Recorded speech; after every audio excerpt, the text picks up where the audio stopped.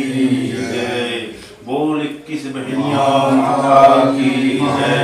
बोल ठाकुर देवता की जय। बोल ग्राम देवी देवता की जय। बोल 33 कोटि देवी देवता की जय। ये हमार बड़े पंडा देवालाल यदु जी, ये हमार महिला पंडा लव कुमार निषाद जी और मैं छोटे पंडा अनिल कुमार यदु जी।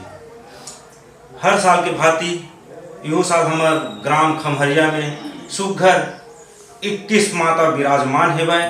आओ और माता के 21 रूप के दर्शन करो। पंचमी के दिन से सुघर भोजन प्रसादी के भंडारा के रूप में हमारे समिति मन रखे हुए है। 10 से मना 9वीं दिन भंडारा के आयोजन रखे हुए।